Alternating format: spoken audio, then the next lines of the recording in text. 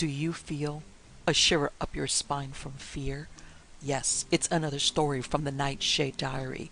You know what that means. Check under the bed and make sure no one or nothing is there. Is the closet door securely shut?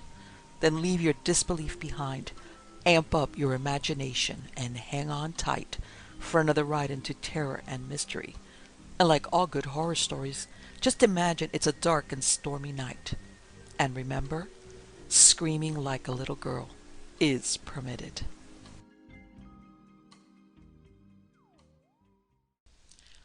The Challenge from Beyond by Robert E. Howard, Frank Belknap Long, H.P. Lovecraft, A. Merritt and C.L. Moore. George Campbell opened sleep-fogged eyes upon darkness and lay gazing out of the tent flap upon the pale August night for some minutes before he roused enough even to wonder what had wakened him. There was in the keen, clear air of these Canadian woods a soporific as potent as any drug. Campbell lay quiet for a moment, sinking slowly back into the delicious borderlands of sleep, conscious of an exquisite weariness, an unaccustomed sense of muscles well used and relaxed now into perfect ease. These were vacation's most delightful moments after all, rest after toil in the clear sweet forest night. Luxuriously as his mind sank backward into oblivion, he assured himself once more that 3 long months of freedom lay before him. Freedom from cities and monotony, freedom from pedagogy and the university and students with no rudiments of interest in the geology he earned his daily bread by dinning into their obdurate ears. Freedom from... Abruptly the delightful somnolence crashed about him. Somewhere outside the sound of tin shrieking across tin slashed into his peace. George Campbell sat up jerkily and reached up for his flashlight. Then he laughed and put it down again, straining his eyes to the midnight gloom outside where among the tumbling cans of his supplies a dark, anonymous little night beast was prowling. He stretched out a long arm and groped about among the rocks at the tent door for a missile. His fingers closed on a large stone, and he drew back his hand to throw. But he never threw it. It was such a queer thing he had come upon him in the dark. Square, crystal smooth, obviously artificial, with dull rounded corners.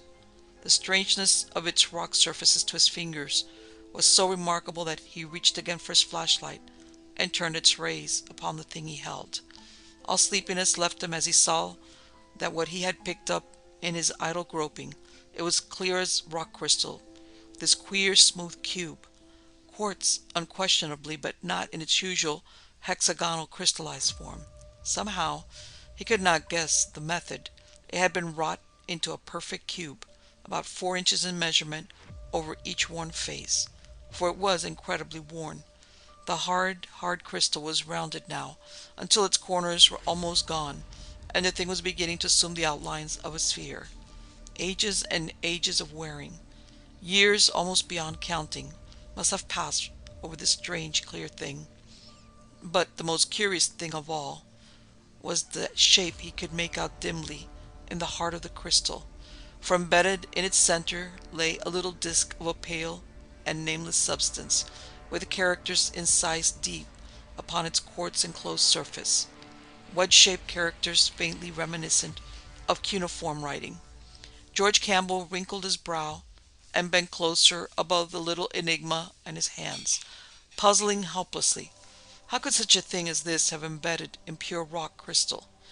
Remotely a memory floated through his mind of ancient legends that called quartz crystals ice which had frozen too hard to melt again. Ice, and wedge-shaped cuneiforms. Yes, didn't that sort of writing originate among the Sumerians who came down from the north in history's remotest beginnings to settle in the primitive Mesopotamian valley? Then hard sense regained control, and he laughed. Quartz, of course, was formed in the earliest of Earth's geological periods, when there was nothing anywhere but beat and heaving rock. Ice had not come for tens of millions of years after this thing must have been formed.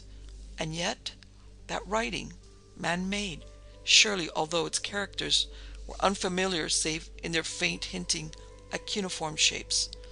Or could there, in a Paleozoic world, have been things with a written language Who might have graven these cryptic wedges upon the quartz envelope disk he held? Or might a thing like this have fallen meteor-like out of space into the unformed rock of a still molten world? Could it? Then he caught himself up sharply, and felt his ears going hot at the luridness of his own imagination. The silence and the solitude and the queer thing in his hand were conspiring to play tricks with his common sense. He shrugged and laid the crystal down at the edge of his pallet, switching off the light. Perhaps morning and a clear head would bring him an answer to the questions that seemed so insoluble now. But sleep did not come easily. For one thing, it seemed to him, as he flashed off the light, that the little cube had shone for a moment, as if with sustained light, before it faded into the surrounding dark. Or perhaps he was wrong. Perhaps it had been only his dazzled eyes that seemed to see the light forsake it reluctantly, glowing in the enigmatic deeps of the thing with queer persistence.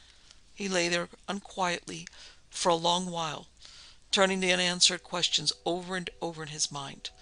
There was something about this crystal cube out of the unmeasured past, perhaps from the dawn of all history, that continued a challenge that would not let him sleep. He lay there, it seemed to him, for hours.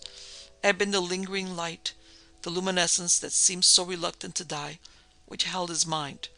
It was as though something in the heart of the cube had awakened, stirred drowsily, become suddenly alert and intent upon him. Sheer fantasy, this.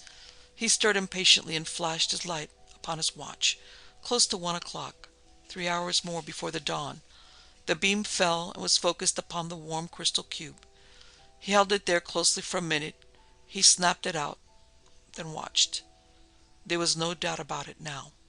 As his eyes accustomed themselves to the darkness, he saw that the strange crystal was glimmering with tiny fugitive lights deep within it, like threads of sapphire lightnings. They were at its center, and they seemed to him to come from the pale disk with its disturbing markings. And the disk itself was becoming larger, the markings shifting shapes. The cube was growing. Was it illusion, brought about by the tiny lightnings? He heard a sound. It was the very ghost of a sound, like the ghost of harp strings being plucked with ghostly fingers. He bent closer.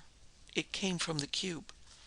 There was squeaking in the underbrush, a flurry of bodies, and an agonized wailing like a child in death throes, and swiftly stilled. Some small tragedy of the wilderness, killer and prey. He stepped over to where it had been enacted, but could see nothing. He again snapped off the flash and looked toward his tent. Upon the ground was a pale blue glimmering. It was the cube. He stooped to pick it up, then, obeying some obscure warning, drew back his hand. And again he saw. Its glow was dying, the tiny sapphire lightnings flashing fitfully, withdrawing to the disk from which they had come. There was no sound from it. He sat, watching the luminescence glow and fade, but steadily becoming dimmer. It came to him that two elements were necessary to produce the phenomenon: the electric ray itself and his own fixed attention. His mind must travel along the ray, fix itself upon the cube's heart, if its beat were to wax until what? He felt a chill of spirit, as though from contact with some alien thing. It was alien. He knew it. Not of this earth, not of Earth's life. He conquered his shrinking, picked up the cube, and took it into the tent. It was neither warm nor cold. Except for its weight, he would not have known he held it. He put it upon the table, keeping the torch turned from it, then stepped to the flap of the tent and closed it. He went back to the table, drew up the camp chair, and turned the flash directly upon the cube, focusing it so far as he could upon its heart. He sent all his will, all his concentration along it, focusing will and sight upon the disk as he had the light. As though at command, the sapphire lightnings burned forth. They burst from the disk into the body of the crystal cube, then beat back, baiting the disk and the markings. Again these began to change, shifting, moving, advancing, and retreating in the blue gleaming. They were no longer cuneiform. They were things, objects. He heard the murmuring music, the plucked harp strings, Louder grew the sound and louder, and now all the body of the cube vibrated to the rhythm.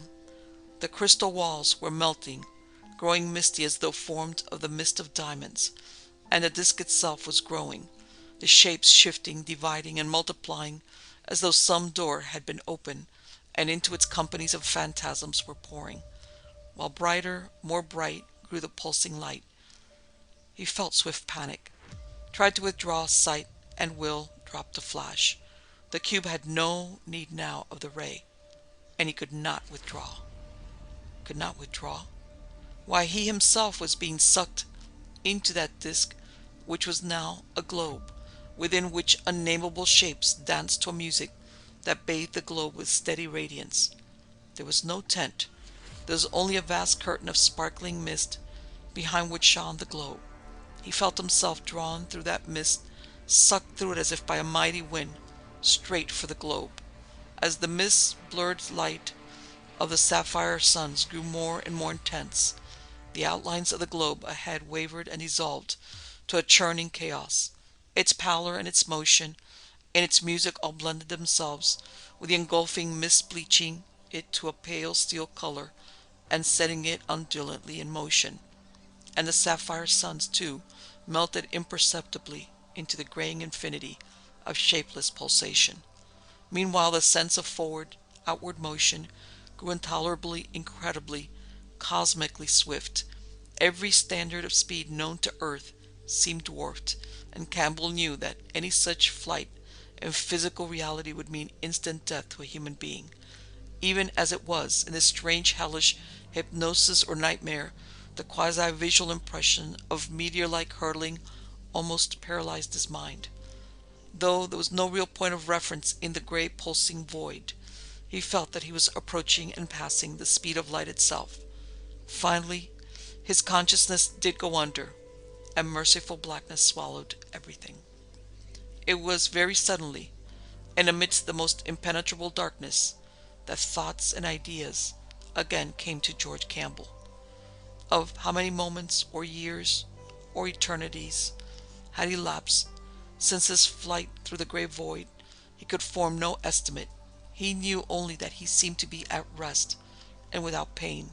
Indeed, the absence of all physical sensation was the salient quality of his condition. It made even the blackness seem less solidly black, suggesting as it did that he was rather a disembodied intelligence in a state beyond physical senses, than a corporeal being with senses deprived of their accustomed objects of perception. He could think sharply and quickly, almost preternaturally so, yet could form no idea whatsoever of his situation. Half by instinct, he realized that he was not in his own tent. True, he might have awaked there from a nightmare to a world equally black, yet he knew this was not so. There was no camp cot beneath him. He had no hands to feel the blanket and canvas surface and flap through which he could glimpse the pale night outside. Something was wrong, dreadfully wrong. He cast his mind backwards and thought of the fluorescent cube which had hypnotized him, of that and all which had followed. He had known that his mind was going, yet had been unable to draw back. At the last moment there had been a shocking panic fear, a subconscious fear beyond even that caused by the sensation of demonic flight. It had come from some vague flash or remote recollection. Just what, he could not at once tell. Some cell group in the back of his head had seemed to find a cloudily familiar quality in the cube, and that familiarity was fraught with dim terror. Now he tried to remember what the familiarity and the terror were. Little by little it came to him. Once, long ago, in connection with his geological life work, he had read of something like that cube. It had to do with those debatable and disquieting clay fragments called the Eltdown shards, dug up from some pre-Carboniferous strata in southern England 30 years before. Their shape and markings were so queer that a few scholars hinted at artificiality and made wild conjectures about them and their origin. They came clearly from a time when no human beings could exist on the globe, but their contours and figurings were damnably puzzling. that was how they got their name. It was not, however, in the writings of any sober scientist that Campbell had seen that reference to a crystal disc-holding globe. The source was far less reputable and infinitely more vivid. About 1912, a deeply learned Sussex clergyman of occultist leanings, the Reverend Arthur Brooke Wintershall, had professed to identify the markings on the Eltdown shards with some of the so-called pre-human hieroglyphs persistently cherished and esoterically handed down in certain mystical circles, and had published at his own expense what purported to be a translation of the primal and baffling inscriptions, a translation still quoted frequently and seriously by occult writers. And this translation, a surprisingly long brochure in view of the limited number of shards existing, had occurred the narrative supposedly of pre-human authorship, containing the now frightening reference. As the story went, there dwelt on a world, and eventually on countless other worlds, of outer space a mighty order of worm-like beings whose attainments and whose control of nature surpassed anything within the range of terrestrial imagination. They had mastered the art of interstellar travel early in their career, and had peopled every habitable planet in their own galaxy, killing off the races they found. Beyond the limits of their own galaxy, which was not ours, they could navigate in person, but in their quest for knowledge of all space and time, they discovered a means of spanning certain transgalactic gulfs with their minds. They devised peculiar objects, strangely energized cubes of a curious crystal containing hypnotic talisman and enclosed in space-resisting spherical envelopes of an unknown substance, which could be forcibly expelled beyond the limits of their universe, and which would respond to the attraction of cool solid matter only. These, of which a few would necessarily land on various inhabited worlds in outside universes, formed the ether bridges needed for mental communication. Atmospheric friction burned away the protecting envelope, leaving the cube exposed and subject to discovery by the intelligent minds of the worlds where it fell. By its very nature, the cube would attract and rivet attention. This, when coupled with the action of light, was sufficient to set its special properties working. The mind that noticed the cube would be drawn into it by the power of the disk, and would be sent on a thread of obscure energy to the place whence the disk had come, the remote world of the worm-like space explorers across stupendous galactic abysses. Received in one of the machines to which each cube was attuned, the captured mind would remain suspended without body or senses until examined by one of the dominant race. Then it would, by an obscure process of interchange, be pumped of all its contents. The investigator's mind would now occupy the strange machine, while the captive mind occupied the interrogator's worm-like body. Then, in another interchange, the interrogator's mind would leap across boundless space to the captive's vacant and unconscious body on the transgalactic world, animating the alien tenement as best it might, and exploring the alien world in the guise of one of its denizens.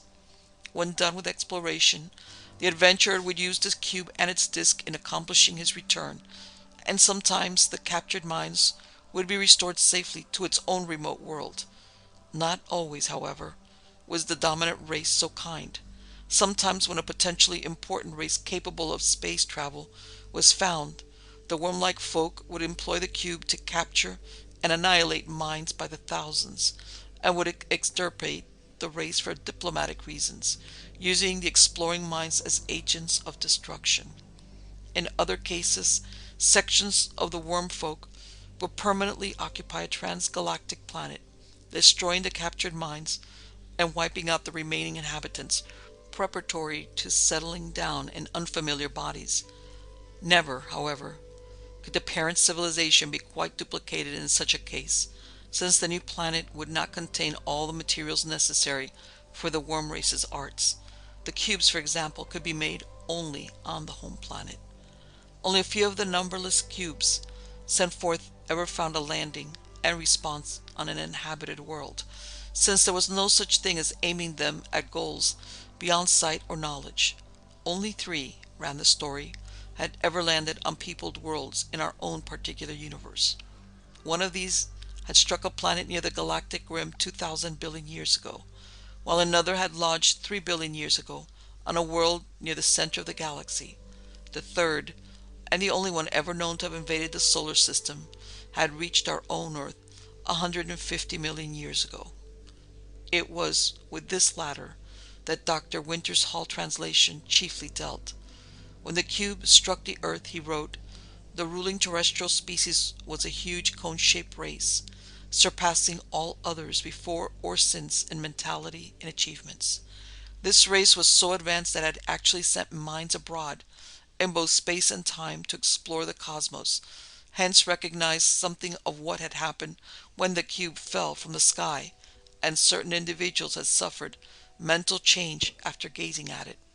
Realizing that the changed individuals represented invading minds, the race's leaders had them destroyed, even at the cost of leaving the displaced minds exiled in alien space.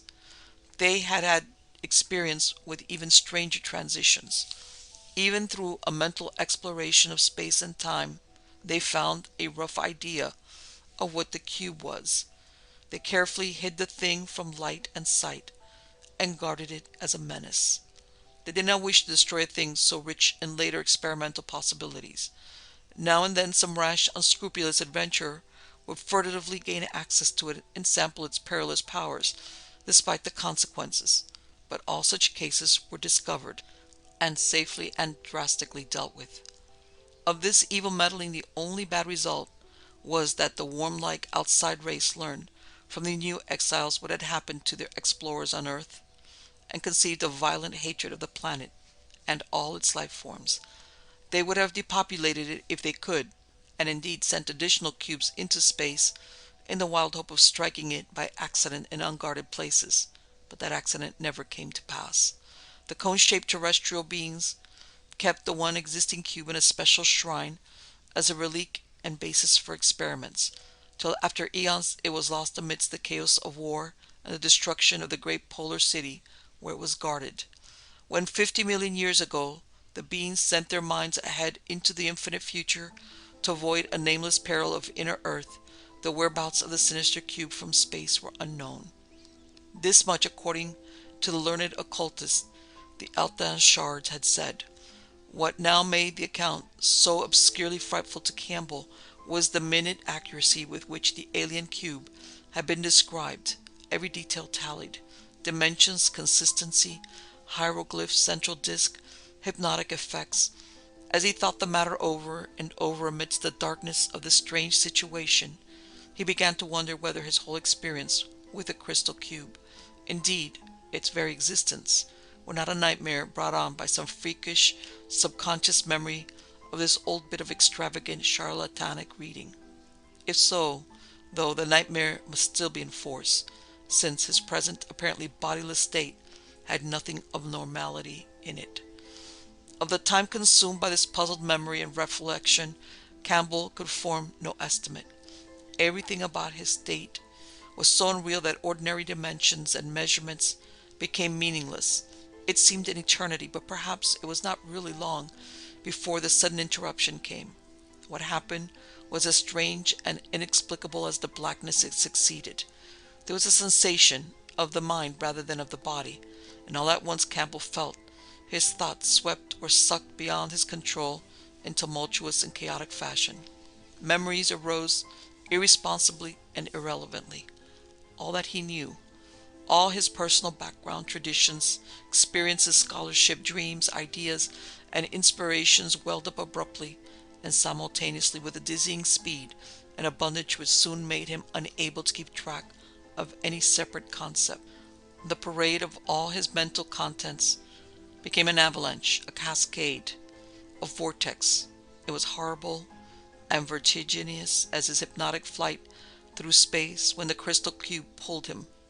Finally, it sapped his consciousness and brought on fresh oblivion. Another measureless blank, and then a slow trickle of sensation. This time it was physical, not mental. Sapphire light and a low rumble of distant sound. There were tactile impressions. He could realize that he was lying at full length on something, though there was a baffling strangeness about the feel of his posture. He could not reconcile the pressure of the supporting surface with his own outlines, or with the outlines of the human form at all. He tried to move his arms, but found no definite response to the attempt. Instead, there were little, ineffectual nervous twitches all over the area which seemed to mark his body. He tried to open his eyes more widely, but found himself unable to control their mechanism. The sapphire light came in a diffuse, nebulous manner, and could nowhere be voluntarily focused into definiteness. Gradually, though, visual images began to trickle in curiously and indecisively. The limits and qualities of vision were not those which he was used to, but he could only roughly correlate the sensation with what he had known as sight. As his sensation gained some degree of stability, Campbell realized that he must still be in the throes of nightmare. He seemed to be in a room of considerable extent, of medium height, but with a large proportionate area. On every side, and he could apparently see all four sides at once, were high narrowish slits which seemed to serve as combined doors and windows. There were singular low tables or pedestals, but no furniture of normal nature and proportions. Through the slits streamed floods of sapphire light, and beyond them could be mistily seen the sides and roofs of fantastic buildings, like clustered cubes. On the walls, in the vertical panels between the slits, were strange markings of an oddly disquieting character. It was some time before Campbell understood why they disturbed him so. Then he saw that they were, in repeated instances, precisely like some of the hieroglyphs on the crystal cube's disk. The actual nightmare element, though, was something more than this. It began with a living thing which presently entered through one of the slits, advancing deliberately toward him, and bearing a metal box of bizarre proportions and glassy mirror-like surfaces. For this thing was nothing human, nothing of earth, nothing even of man's myths and dreams. It was a gigantic, pale gray worm or centipede, as large around as a man and twice as long, with a disc-like, apparently eyeless, cilia-fringed head, bearing a purple central orifice. It glided on its rear pair of legs, with its forepart raised vertically, the legs, or at least two pairs of them, serving as arms. Along its spinal ridge was a curious purple comb, and a fan-shaped tail of some gray membrane ended its grotesque bulk. There was a ring of flexible red spikes around its neck, and from the twistings of these came clicking, twanging sounds and measured, deliberate rhythms. Here indeed was outre nightmare at its height, capricious fantasy at its apex. But even this vision of delirium was not what caused George Campbell to lapse a third time into unconsciousness. It took one more thing, one final unbearable touch, to do that.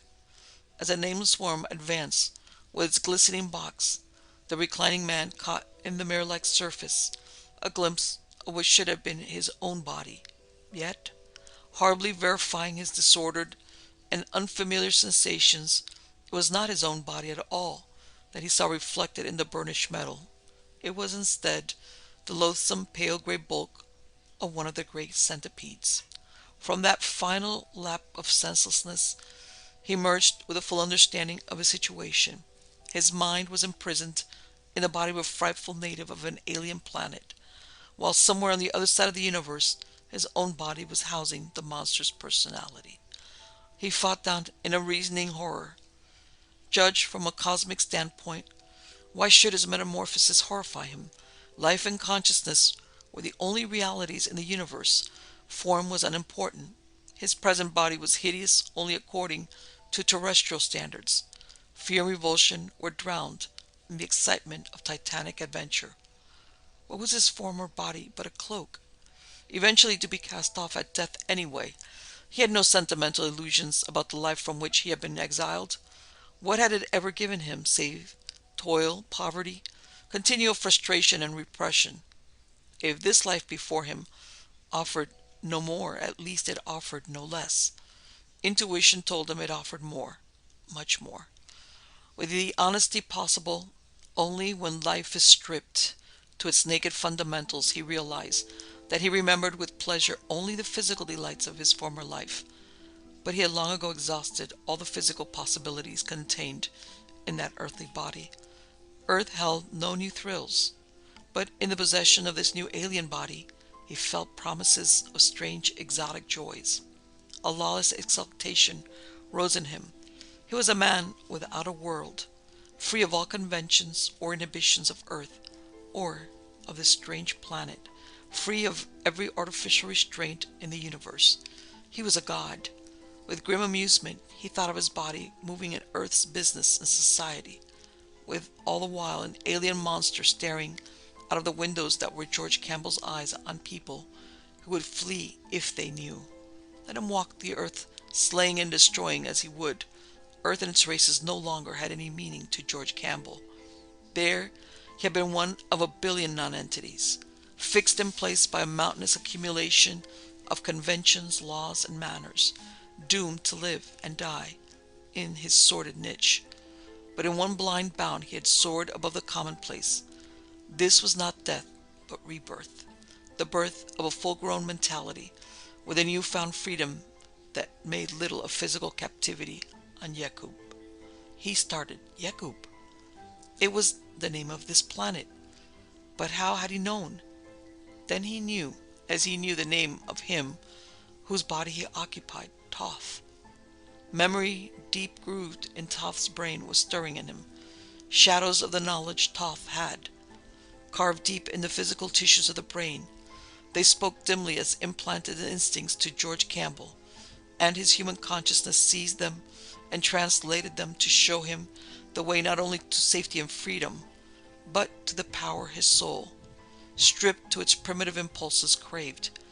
Not as a slave would he dwell on Yakub, but as a king, just as of old barbarians had sat on the throne of lordly empires. For the first time, he turned his attention to his surroundings. He still lay on the couch-like thing in the midst of the fantastic room, and the centipede man stood before him, holding the polished metal object and clashing its neck spikes. Thus it spoke to him, Campbell knew, and what it said he dimly understood through the implanted thought process of Thoth, just as he knew the creature was Yukuth, supreme lord of science.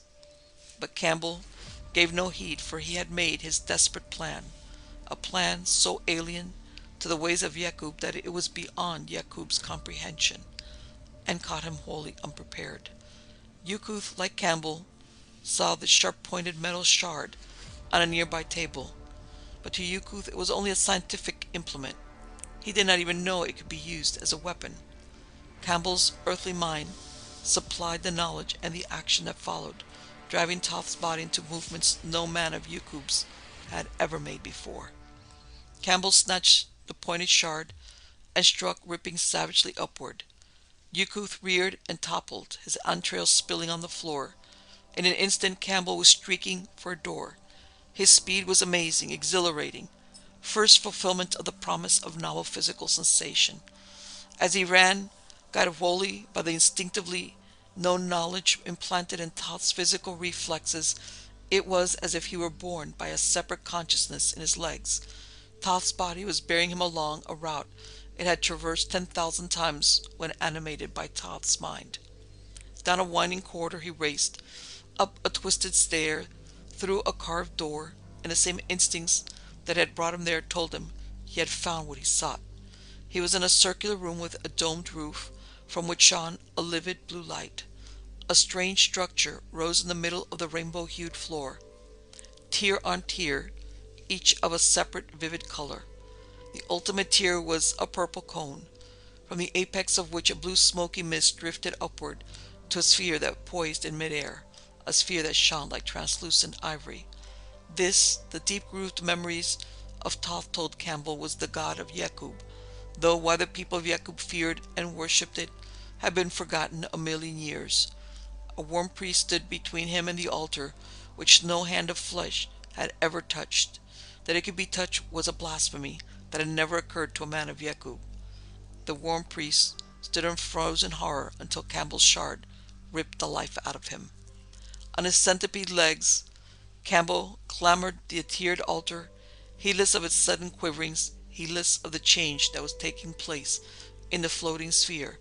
heedless of the smoke that now billowed out in blue cords.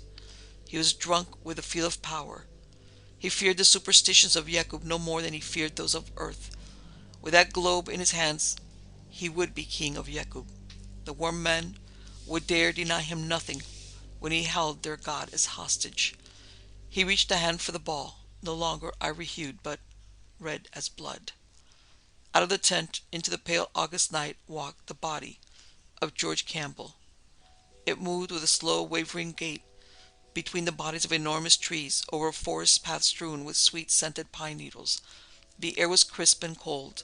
The sky was an inverted bowl of frosted silver flecked with stardust, and far to the north of the aurora borealis splashed streamers of fire. The head of the walking man lolled hideously from side to side. From the corners of his lax mouth drooled thick threads of amber froth, which fluttered in the night breeze. He walked upright at first as a man would walk, but gradually, as the tent receded, his posture altered. His torso began almost imperceptibly to slant, and his limbs to shorten.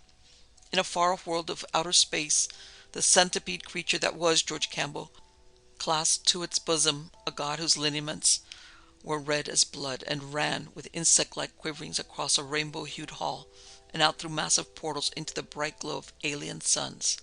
Weaving between the trees of earth in an attitude that suggested the awkward loping of a werebeast, the body of George Campbell was fulfilling a mindless destiny. Long, claw-tipped fingers dragged leaves from a carpet of odorous pine needles as it moved toward a wide expanse of gleaming water.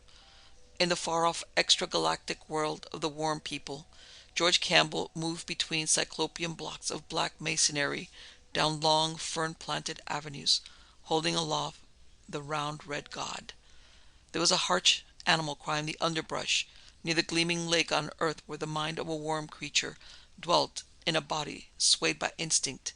Human teeth sang into soft animal fur, tore at black animal flesh.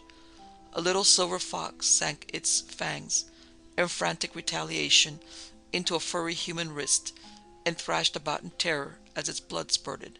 Slowly the body of George Campbell rose, its mouth splashed with fresh blood. With upper limbs swaying oddly, it moved towards the waters of the lake. As the variform creature that was George Campbell crawled between the black blocks of stone, thousands of worm shapes prostrated themselves in the scintillating dust before it.